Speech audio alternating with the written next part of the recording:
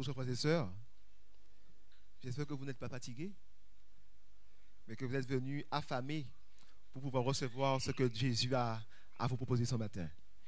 Alors, en ce matin, j'ai le privilège, par la grâce de Dieu, de vous présenter un message quand l'Église de Dieu se réveille, quand l'Église de Dieu reçoit Jésus, quand l'Église accepte la vérité, alors il y a forcément un réveil, il y a forcément un changement, il y a forcément de la puissance.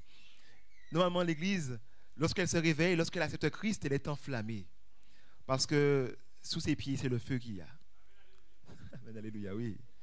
Alors, avant de commencer, avant d'introduire le message, nous allons prier pour demander à Dieu son Esprit Saint.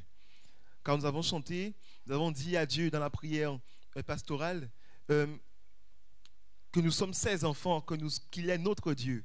Et selon Hébreux 8, verset 10, Dieu appelle son peuple, Dieu appelle ses enfants, ceux qui ont reçu son esprit. Ceux qui lui appartiennent, c'est ceux qui ont reçu l'Esprit de Dieu. Alors nous allons prier pour que Dieu puisse nous remplir de lui-même, afin que nous puissions réellement lui appartenir. Inclinons la tête et prions. Notre Père, notre Dieu, nous te glorifions, nous te magnifions ce matin. Père, nous voulons paraître devant toi avec l'assurance que nous sommes reçus en tant qu'enfants de Dieu. Et Seigneur, tu nous dis de faire alliance avec toi en Jésus, de recevoir l'Esprit Saint qui va graver en nous ta loi. Seigneur, nous voulons t'adorer et nous voulons, Père, dans cette adoration, t'offrir nos cœurs tout entiers, afin que notre trésor soit dans le ciel. Seigneur mon Dieu, grave ta loi, que ton esprit soit présent et convainc-nous, Seigneur, de péché, de justice et de jugement. Transforme nos vies, rends-nous, Père, zélés pour toi.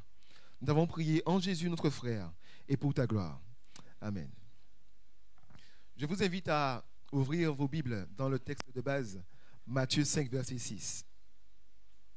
Matthieu 5, verset 6.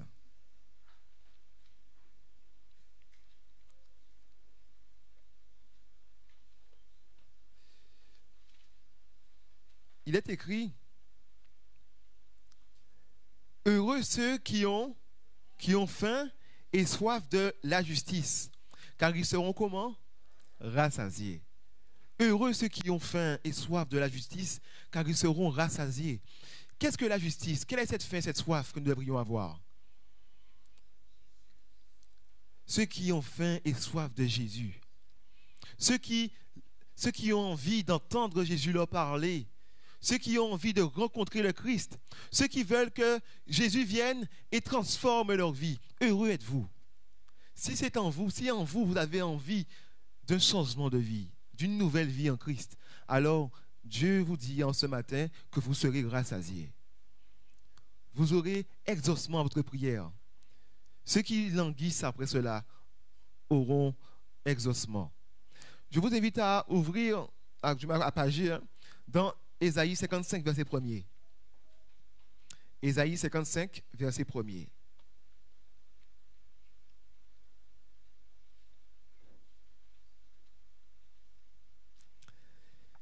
Il est écrit, « Vous tous qui avez soif, venez aux eaux, même celui qui n'a pas d'argent, venez acheter et manger.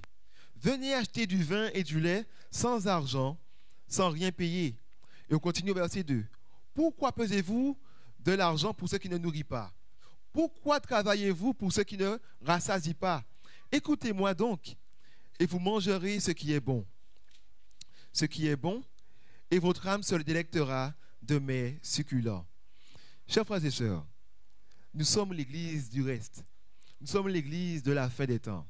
Nous sommes l'Église que Dieu a choisie pour partager un message puissant, un message de jugement, de repentance, de réveil au monde. Mais ce message doit premièrement nous nourrir. Ce message doit premièrement nous impacter. Ce message doit être reçu pleinement dans l'Église de Dieu. Au début, à l'école du sabbat, Leslie a bien précisé que nous sommes en campagne d'évangélisation. Nous commençons cette campagne et j'aimerais dire que cette campagne a commencé depuis notre conversion.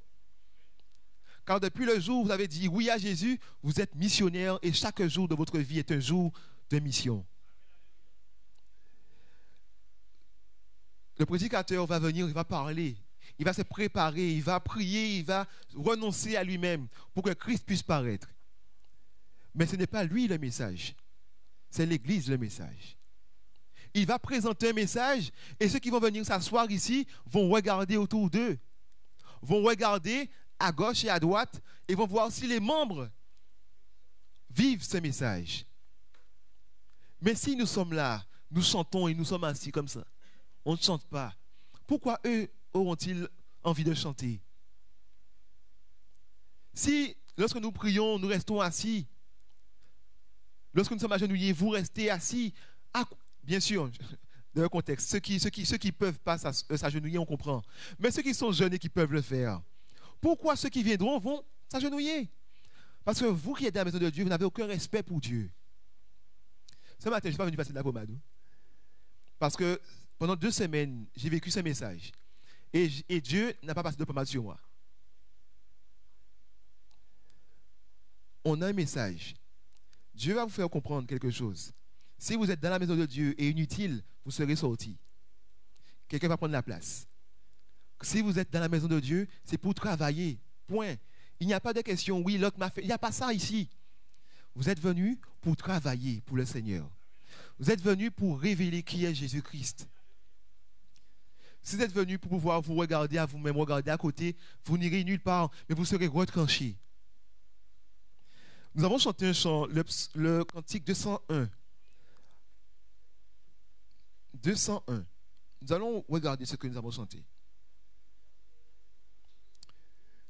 Oui, on ne va pas le rechanter, on va le lire. La voix du Christ nous appelle. Il est temps de s'éveiller. La moisson est vaste et belle. Qui veut pour moi travailler? C'est ton sauveur, ô mon frère, dont l'appel s'adresse à toi. Réponds-lui d'un cœur sincère. Me voici, maître, prends-moi. Là, on vient et Christ appelle. Christ te dit, mon enfant, viens. Ma moisson est vaste, elle est belle. Qui veut pour moi travailler? Et tu t'es levé. Tu as dit, moi, Seigneur, je te suivrai partout. Et tu es entré dans les eaux du baptême car Christ y est passé aussi. Et quand Christ est sorti, il a été recevoir cet esprit. Toi aussi, tu l'as suivi et tu as reçu l'Esprit Saint. Quand Christ a reçu l'Esprit Saint, il est parti dans le champ missionnaire, il a travaillé et toi, tu restes t'asseoir. N'as-tu pas dit à Christ, je te suivrai partout? Tu dois te lever et suivre Christ réellement partout. Tu dois pouvoir aller aussi dans le champ missionnaire, même si tu ne sais pas parler. Et le chant le dit, attends, on va continuer. Au verset 2, au verset 2. À la strophe 2, il est dit, sans franchir les mers bruyantes, tu peux annoncer Jésus. Que d'âmes insouciantes, de cœurs souffrants et perdus, autour de nous, l'œuvre est grande, mais petite est notre foi. À Jésus qui nous commande, répondons, Maître, aide-moi. Reconnaissons que nous n'arrivons pas, alors crions, Maître, aide-moi. Il est dit au début qu'on ne nous demande pas de franchir les mers bruyantes, mais simplement de regarder autour de nous. Annonçons Jésus simplement. Troisième strophe. Si de sublime langage, tu n'as pas reçu le don, tu peux rendre témoignage quand Jésus est le pardon. À ton frère, tu peux dire ce que Christ a fait pour toi. Pour que lui-même t'inspire, dis-lui, Maître, enseigne-moi. L'excuse de je ne sais pas parler, il n'y a pas ça avec Jésus. Car il te dit, dis au moins ce que j'ai fait pour toi. Dis simplement, Jésus m'a pardonné, ça suffit. Parce que ce que tu vas faire là, c'est la puissance de l'Esprit qui va l'accompagner.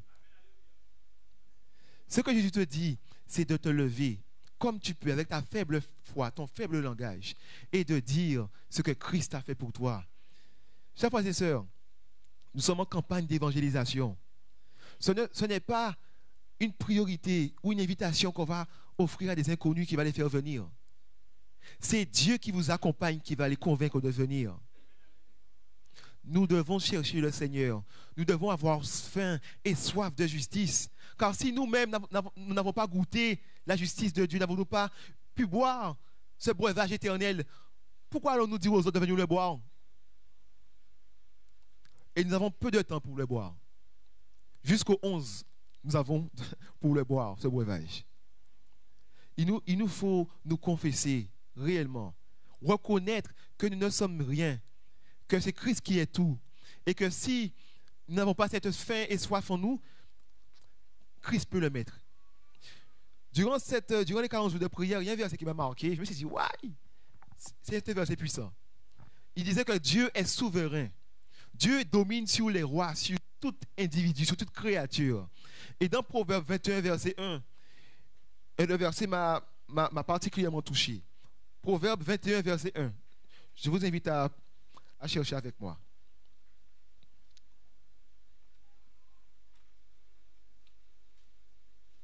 Et si quelqu'un a trouvé, peut faire la lecture. Proverbe 21, verset 1.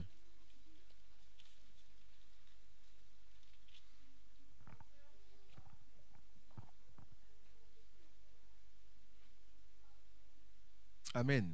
Il est dit que le cœur du roi ou le cœur des rois, le cœur des hommes, est un courant d'eau dans la main de l'Éternel.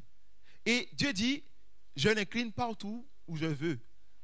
En gros, le roi, l'homme, toi, tu es assis dans la main de Dieu et ton cœur va vers le monde.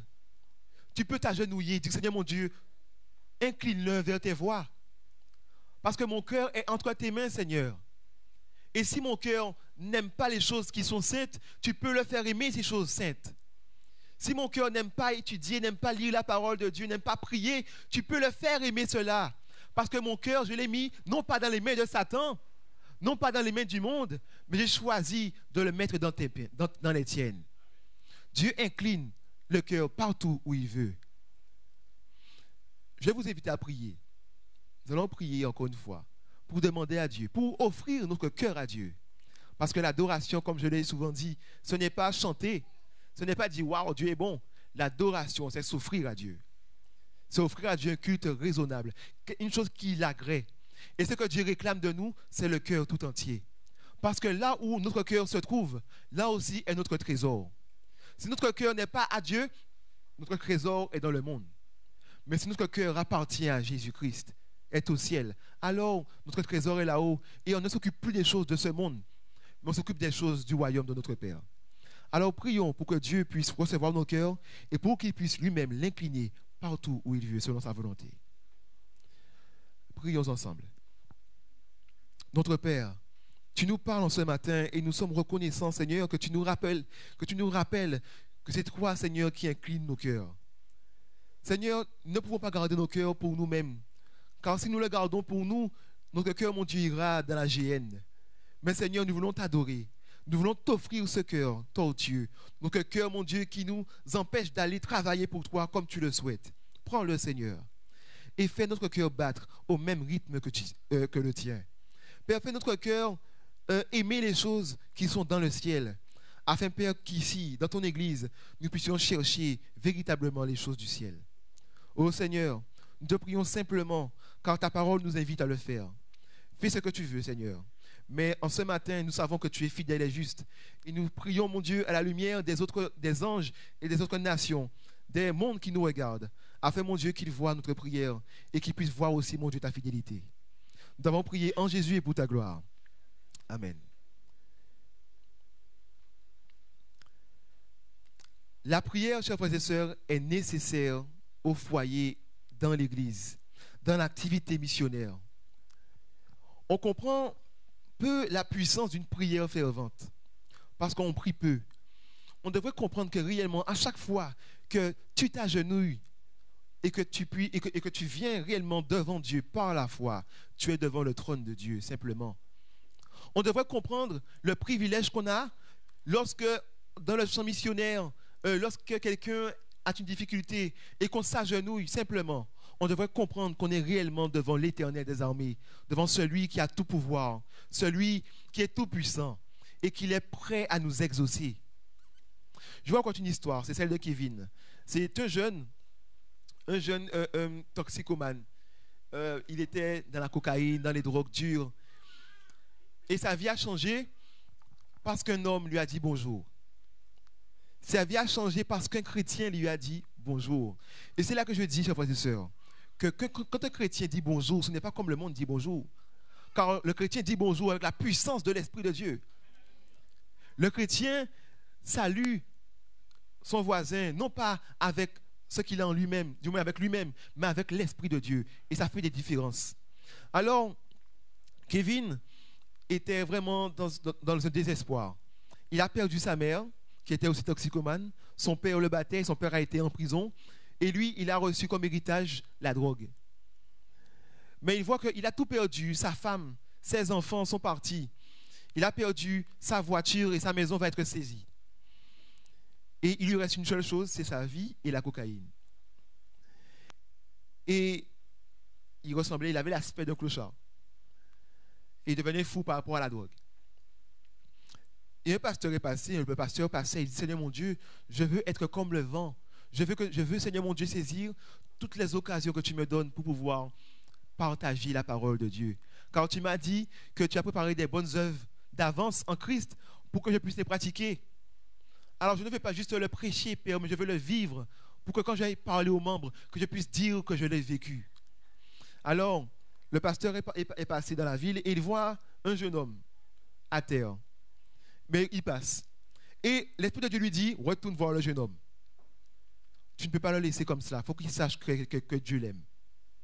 Alors il dit, Seigneur, tu es sûr que c'est toi ou c'est moi qui parle? Et il continue à marcher comme s'il va faire ses affaires. Et pendant qu'il finit ses affaires, Dieu lui dit, retourne voir le jeune homme. Alors il a fait des kilomètres, hein, mais il est retourné parce que l'Esprit le persécutait. Et il était voir le jeune homme, il a dit au jeune homme, bonjour. Je me l'ai regardé, Seigneur, Seigneur. Et il dit, Seigneur, il dit non. Il dit, mais c'est Dieu qui m'a parlé en me disant bonjour. Alors cet homme a commencé il a vu que Dieu voulait parler. Alors il a ouvert sa Bible et lui a parlé de Jésus-Christ. Kevin a été à l'église. Il a dit, je viendrai dans ton église. Le soir même, il y avait une autre prière, il est venu dans l'église. Et le prédicateur, le pasteur, celui qui prêchait, il a dit aux membres, ce jeune homme est venu pour recevoir Jésus-Christ. Ce jeune homme est venu pour être délivré. Ce jeune homme est venu pour être rassasié. Qui veut prier pour lui? L'église s'est levée, du dernier banc jusqu'au premier banc, tout le monde s'est levé et tout le monde a été autour de ce jeune homme et a imploré le Seigneur. Tout le monde a crié à l'Éternel. La réunion était une prière. 30 minutes à prier. Et à la fin de la prière, Kevin s'est levé. Il a dit, je suis sauvé. Et il est devenu prédicateur de l'Évangile. Pour quelle raison? Parce qu'il a dit, Seigneur mon Dieu, dans sa difficulté, dans sa toxicomanie, il dit, Seigneur mon Dieu, si tu existes, viens me rencontrer. Et cet homme lui a dit bonjour. Et il a entendu Dieu lui parler. Chers frères et sœurs, il est temps pour nous de comprendre dans quelle dimension Dieu veut qu'on fonctionne avec lui. On ne doit plus fonctionner selon nos envies, mais selon l'envie de Dieu. Si toi tu veux rester assis, justement, tu dois te lever. Si toi tu veux rester chez toi, justement, tu dois sortir et aller à l'église. Si tu veux faire quelque chose, tu dois soumettre ta volonté à la volonté de Dieu.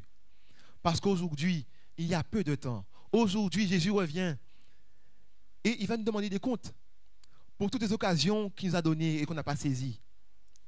Il va nous rappeler, après ta pite, tu as vu ce jeune homme, je t'ai dit d'aller lui parler, tu as dit non, tu ne voulais pas.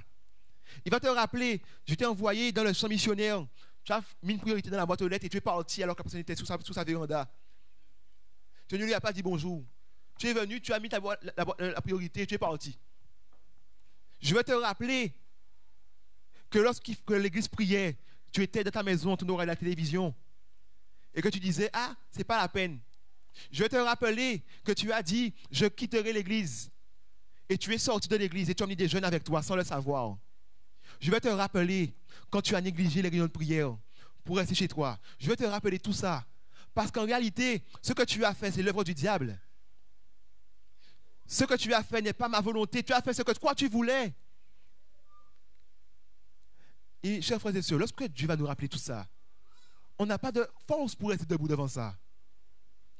Voilà pourquoi il est nécessaire de rester humilié dans la prière et demander pardon à Dieu tous les jours. Hein. Parce qu'on ne sait pas les opportunités qu'on a ratées. On ne sait pas ce qu'on a fait. Confessons nos péchés. Reconnaissons que nous sommes faibles, chers frères et sœurs.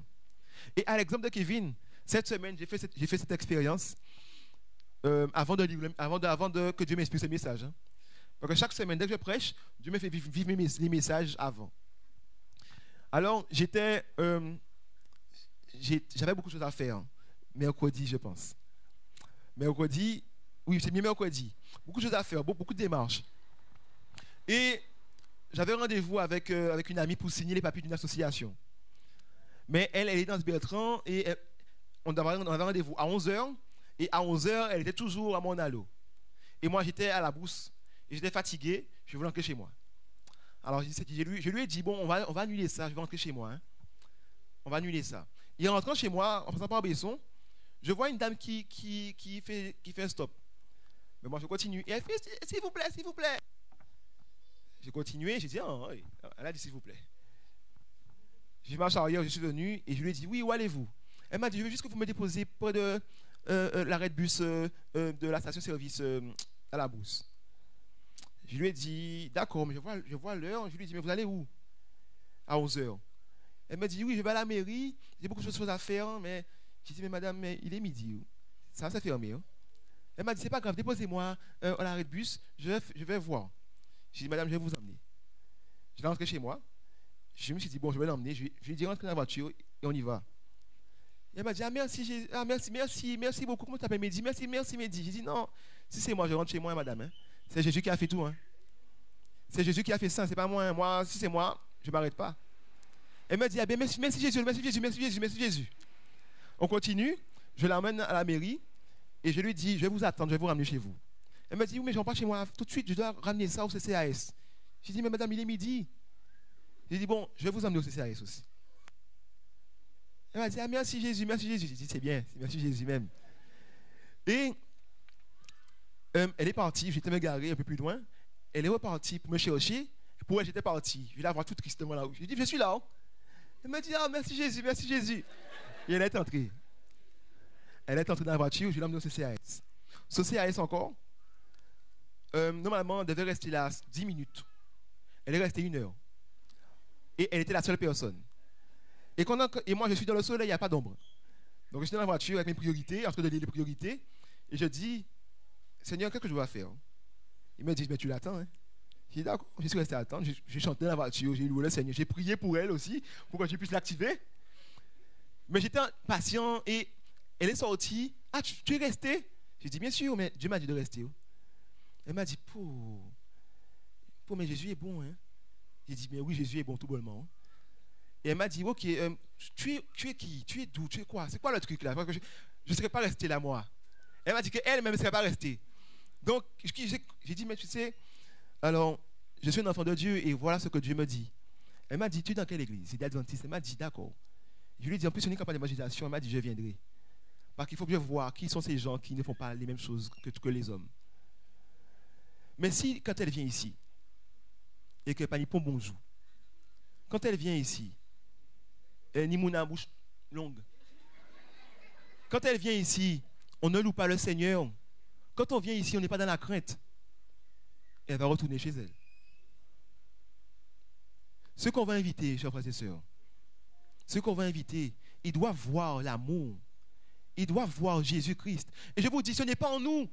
Ce n'est pas en nous. Ceux qui veulent voir, ce n'est pas une chose qui est en nous. Mais c'est une chose qui est en Dieu. Alors nous devons nous humilier et pleurer au pied de Jésus. Seigneur mon Dieu, mets-le en nous. Mets-le en nous. Parce que nous n'avons pas ça en nous-mêmes. Et tu nous ordonnes de l'avoir. Et une chose est belle, c'est que lorsque Dieu ordonne, Dieu donne. Si Dieu t'exige quelque chose, c'est que lui, il le fera. Mais tu dois arriver à quel niveau? Tu dois juste arriver à t'humilier, laisser Dieu faire ce qu'il a à faire. Samedi, lors de la semaine de prière. C'est bien ça, la semaine de prière, samedi et dimanche. Donc c'est moi qui tenais les 2 jours. Et je ne vous cache pas que je ne prépare aucun message. Oui, mais c'est vrai, mais j'ai essayé de préparer, j'arrive pas. Parce que quand je prépare un message, Dieu me donne un autre message. Donc j'ai arrêté. Seulement lorsque lui me dit de faire, je fais. Mais en général, le message, je l'ai le jour même. Comme celui-ci, je l'ai eu quand j'étais dans la sacristie. Parce que j'avais un message écrit Et pendant que je suis lâché en train de prier, c'est jamais, tout le temps. Donc je dis, Seigneur, mon Dieu, à quoi bon écrire un truc, autant prier tout le temps et attendre que tu te révèles, car que ce n'est pas moi qu'on est venu voir, c'est toi. Et samedi et dimanche, samedi, j'appelle les messages, j'ai présenté les messages. Et Dieu m'a envoyé en prière pour le dimanche. Et dimanche, lorsque j'ai présenté les messages, je suis venu pour me lever, j'ai dit, je ne me rappelle même pas ce que j'ai dit. Quand j'ai ouvert la bouche, j'étais endormi. Je me suis vu, je ne sais pas comment expliquer ça bien, mes frères. C'est pas moi. En fait, je n'étais pas là. Et moi, j'étais spectateur, j'étais comme ça à côté, en train de regarder, d'écouter Dieu parler. Et j'entends tout ce qui est dit. Je suis là et je ne peux pas parler. Je suis comme ça. Et lorsqu'il a été dit Amen, je suis revenu, j'ai dit Amen. Et j'ai dit, Seigneur, qu'est-ce qui s'est passé? Il m'a dit, tu as reconnu que tu ne pouvais rien faire, que ce n'est pas toi qui as le message, mais que c'est moi qui ai le message. Alors tu m'as laissé parler. Et j'ai dit, Seigneur mon Dieu, gloire au Seigneur. Mais j'ai dit, pourquoi Seigneur, tu m'as fait cette grâce? Il m'a dit, parce que tu es conscient de ton impuissance. Et chaque fois, c'est sûr, nous devrions être conscients de notre impuissance aussi. Conscient que le fruit de l'esprit, ce n'est pas un fruit de Mehdi, ce n'est pas un fruit de Jocelyne, ce n'est pas un fruit de Betty, c'est le fruit de l'esprit. Et ce ne sont pas les fruits, c'est le fruit. Donc, ça veut dire que l'Esprit de Dieu vient et tous les fruits sont là. Ce n'est pas le fruit de l'amour vient par petites gouttes.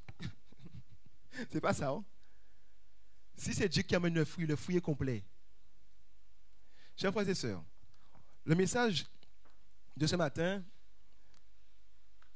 n'est pas du tout un message lourd. C'est un message d'encouragement, un message de repentance pour vous dire que Dieu est vivant, Dieu parle.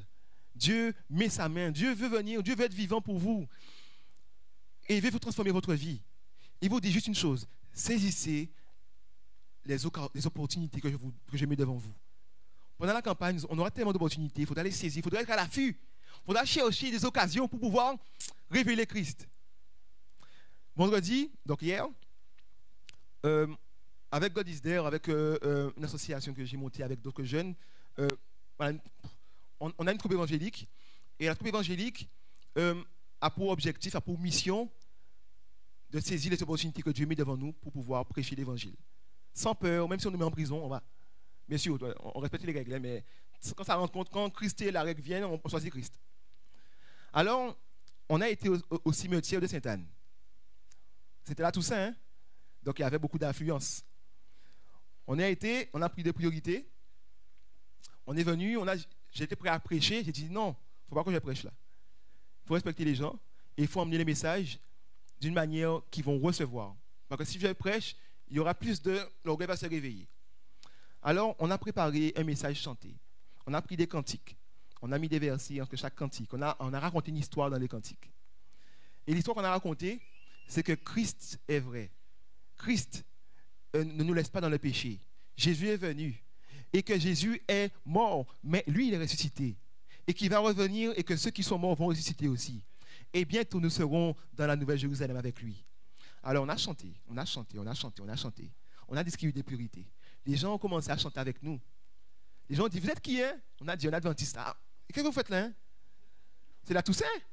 J'ai dit, oui, mais nous, on ne chante pas pour les morts, on chante pour vous. Ensuite de cela, on a commencé à chanter encore, on a distribué les priorités, on a témoigné. J'ai un gros sachet de priorités, on a distribué la moitié, au moins une 70aine. Voilà. Et lorsqu'on chantait, les gens pleuraient. Les gens prenaient leurs bougies, les mettaient à la poubelle. Et à la fin, une dame est venue nous voir. Et elle a dit, chantez pour moi, Miséricorde insondable. Et on a chanté le chant. Quand on a chanté le chant, elle avait un sachet de bougies aussi, elle a pris, elle a mis à la poubelle.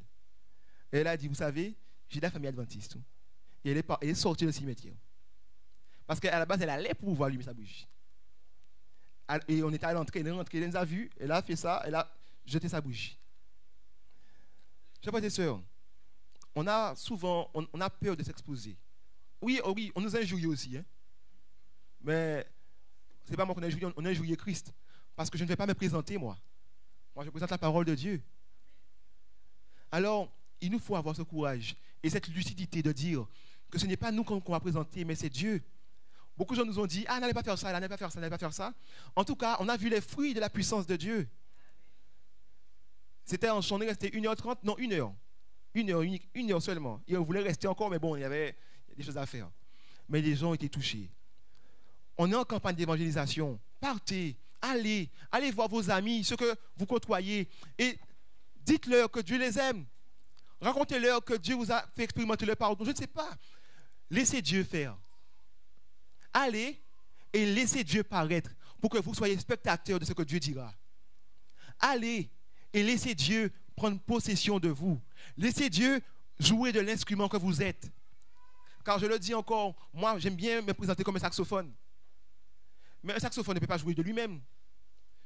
Un saxophone, il faut qu'il y ait quelqu'un qui vienne et qui joue du saxophone.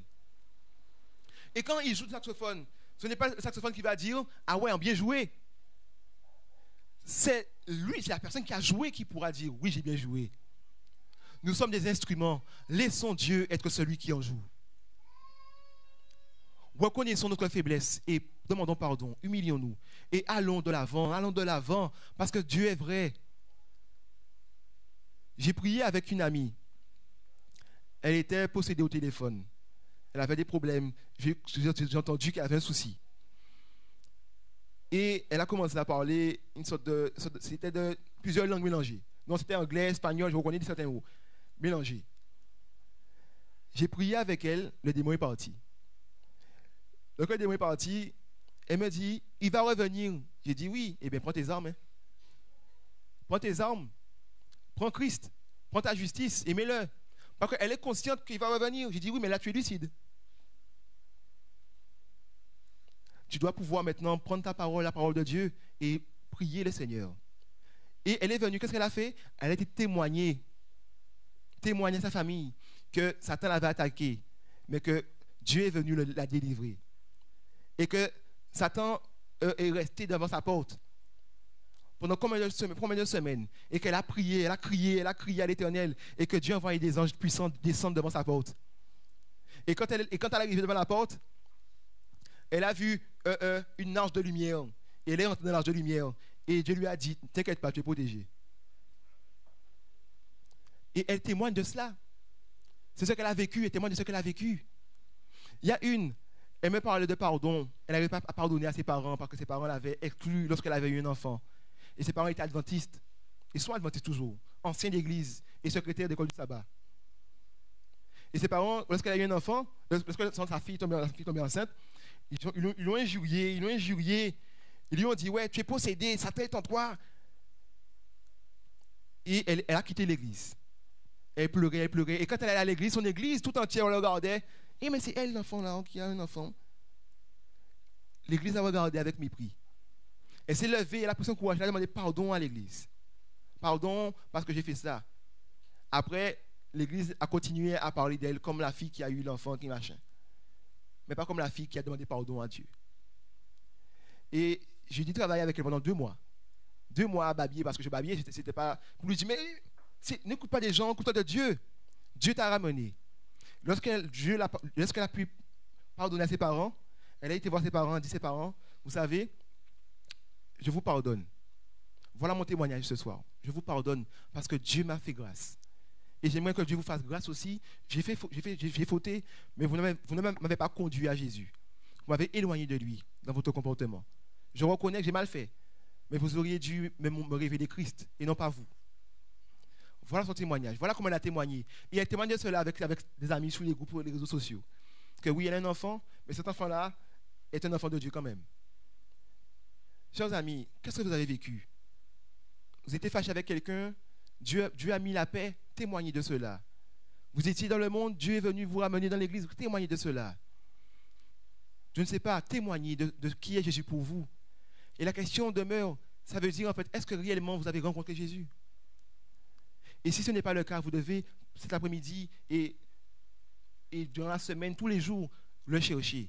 Parce qu'il dit, celui qui me cherche ne me cherche pas en vain. Il dit, si quelqu'un a faim et soif de justice, donc de Jésus, il sera rassasié. Si vous voulez rencontrer Jésus-Christ comme votre sauveur, si vous voulez rencontrer Jésus-Christ concrètement, vous devez le chercher et il se laissera trouver par vous. Parce qu'il est vivant et il est là. Je vais finir ainsi, car le temps est avancé. Et je vais vous dire que tout à l'heure, nous avons justement jeûne et prière. Nous allons continuer à prier. Pour ceux qui ressentent le besoin de s'armer pour cette bataille, de s'armer pour la vie, de s'humilier et d'implorer le Seigneur qui puisse lui-même nous transformer, vous pouvez rester. Et nous allons partager un moment dans la prière. Je pense que nous allons prier plus que nous allons parler. Donc que Dieu vous bénisse, chers frères et sœurs, et restons dans la révérence. Et surtout, vous avez entendu des choses, mais ce que vous avez entendu doit vous emmener à ouvrir la parole de Dieu et à chercher Jésus-Christ. Voilà, ne restez pas sur ce que j'ai dit, cherchez le Seigneur. Et laissez-le être votre Dieu, être votre tout. Soyez bénis.